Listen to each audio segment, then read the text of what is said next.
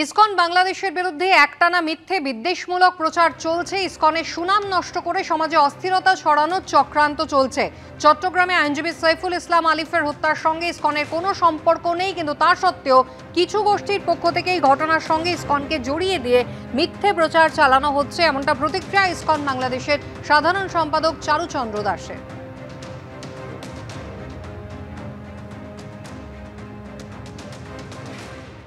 মিথ্যাচার এখন এমন পর্যায়ে পৌঁছেছে যে সড়ক দুর্ঘটনার মতো বিষয়গুলোকে ইসকনের চক্রান্ত বলে চালিয়ে দেওয়া হচ্ছে। দুঃখজনকভাবে কিছু বিশেষ মহল ইচ্ছাকৃতভাবে আমাদের সংগঠনের বিরুদ্ধে মিথ্যা প্রচারণা চালিয়ে যাচ্ছে এবং ইসকনকে নিষিদ্ধ করার মতো অযৌক্তিক দাবি তুলছে। সরাসরি কথা বলবো ময়ূক ঠাকুর চক্রবর্তী, আমাদের প্রতিনিধি রয়েছেন আমাদের সঙ্গে। ময়ূক, 5 দিন হয়ে গেল সন্ন্যাসী চিন্ময় কৃষ্ণ দাস তিনি এখনো জেলে রয়েছেন। বাংলাদেশে যে পরিস্থিতি তৈরি হয়েছে, যে চূড়ান্ত নৈরাজ্য চলছে, তার কি কোনো বদল হলো? দেখো, সবচেয়ে বড় কথা কুসুমিতা, যে এই সন্ন্যাসী চিন্ময় কৃষ্ণ দাস, ইসকনের সন্ন্যাসী, যাকে গ্রেফতার করে আপাতত জেল হেফাজতে রাখা হয়েছে, তাকে নিয়ে কিন্তু উদ্বিগ্ন রয়েছেন ইসকনের অন্যান্য সন্ন্যাসীরা। এবং শুধু তাই নয়, তারা যেটা স্পষ্টভাবে বলছেন যে যেভাবে বাংলাদেশে একের পর এক শহরে মিছিল বেরোচ্ছে এবং এই মিছিল কট্টরপন্থী মৌলবাদীদের মিছিল, এবং যেখানে স্পষ্টভাবে নিশানা করা হচ্ছে এই ইসকনের সন্ন্যাসীদের, এবং ঠিক সেই কারণেই তারা যথেষ্ট আতঙ্কের মধ্যে আছেন। তারা বলছেন যে তাদের সন্ন্যাসীর যিনি ইতিমধ্যে গ্রেফতার হয়ে জেল হেফাজতে রয়েছেন, তার ক্ষতি হতে পারে, তার উপর আক্রমণের ঘটনা ঘটতে পারে, আততায়ীরা তাকে প্রাণনাশের তাকে প্রাণে মেরেও ফেলতে পারেন, এরকম আশঙ্কা তারা করছেন। এবং শুধু তাই, বাংলাদেশ ইসকন নয়, কলকাতা ইসকনের তরফ থেকেও গতকাল একই ধরনের আশঙ্কা প্রকাশ করা হয়েছে। আজকে আমরা যে ছবি দেখলাম, যে তারা তাদের সোশ্যাল মিডিয়ার যে সাইট রয়েছে সেখানে ইতিমধ্যেই হ্যাশট্যাগ দিয়ে এই সন্ন্যাসীর মুক্তির দাবি জানাচ্ছেন।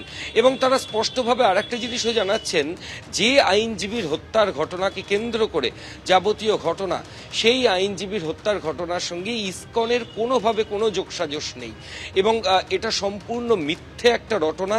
এবং এই মিথ্যে জিনিসটা কিছু মৌলবাদী, কিছু কট্টরপন্থীরা উদ্দেশ্য প্রণোদিতভাবে মানুষের মধ্যে ইনজেক্ট করছে, যাতে ইসকনের ক্ষতি করা যায়, এই উদ্দেশ্য নিয়েই কিন্তু তারা করছে, এমনটাই তারা বলছেন।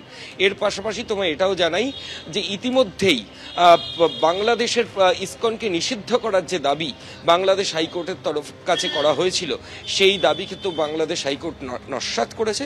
তারা স্পষ্টভাবে জানিয়েছে যে দেশের সামগ্রিক যে নিরাপত্তার দায়িত্ব সেটা রাষ্ট্রের, অর্থাৎ সেটা দেশ দেখবে।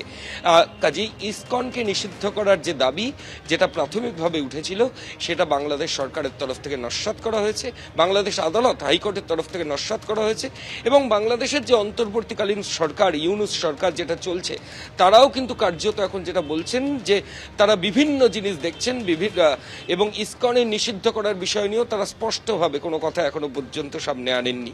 কিন্তু বাংলাদেশে একের পর এক শহরে কিন্তু কট্টরপন্থীদের মিছিল, এবং সেই মিছিল থেকে একের পর এক প্ররোচনামূলক মন্তব্য, শুধু মন্তব্য নয়, ওই বিভিন্ন জায়গায় যারা বিভিন্ন অল্প সংখ্যক হিন্দুরাও যেখানে যেখানে বসবাস করেন তাদেরকে টার্গেট করে তাদের উদ্দেশ্যে বিভিন্ন রকমের কুরুচিকর কথা, তাদেরকে প্রাণনাশের হুমকি, এগুলো কিন্তু চলছেই। ময়ূক, ধন্যবাদ।